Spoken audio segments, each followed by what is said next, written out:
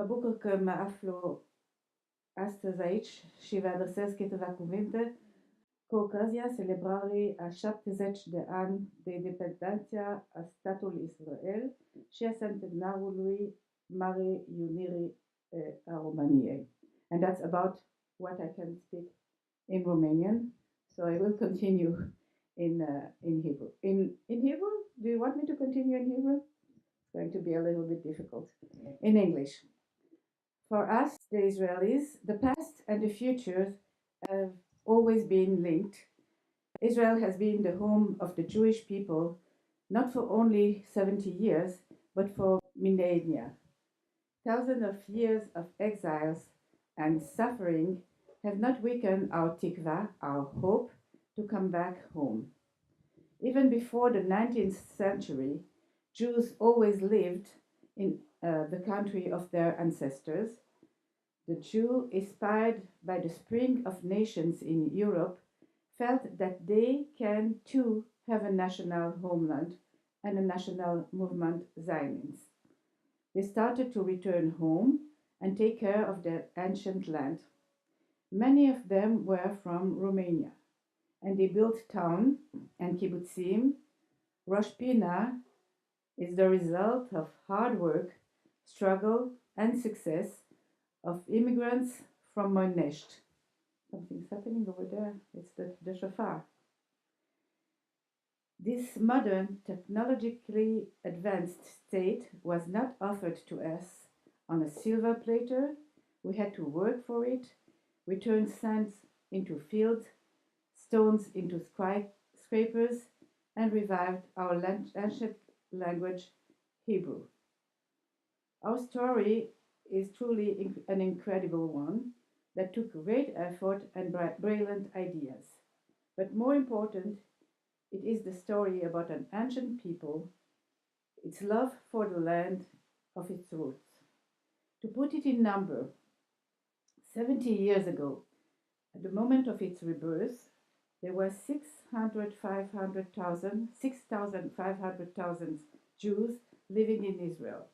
Nowadays, the population counts 8.8 million. There are Jews, Arabs, Christians, Druze, Baha'i, and many others. They are turning it into a vibrant demographic melting pot. Our 17 years of modern existence have been marked by great friendships and partnerships, making our journey much less grim. This year, we also celebrate 70 years of uninterrupted ties with Romania, the only country from the former communist bloc not to ever break its diplomatic relations with Israel. This special bond between the two people is reflected not only by common values, but also centuries of joint history. It was in the second half of the 14th century that the earliest Jewish presence in Romania was recorded. Since then, with their share of good and tragic times, these nations have managed to move forward, nowadays staying connected stronger than ever, in no small parts thanks to the large number of Romanian Jews living in Israel. Artists, scientists, politicians, writers, and grandparents or in-laws of Romanian origin represent merely 3% of the population. They are a vivid bridge between our two countries. Israel is a melting pot of cultures, and Romanian Jews, through their strong connection with their native language and folklore, has beautifully contributed to this uniqueness of the Israeli society itself. The community has brought to Israel special flavors and tradition, vibrant music, and even our national dance, the Hora, is coming from Romania. We have numerous bilateral treaties and agreements in domains like defense, cybersecurity, education, science, agriculture, health, IT, telecommunication, energy, culture, and they connect the two states. They did not only translate into strong institutional ties, but also into innovative projects, better technologies, scholarships for students, artistic presence from one side to the other. There is not a great Jewish community today in Romania, few thousand. There used to be 800,000 Jews in Romania at the eve of the Second World War.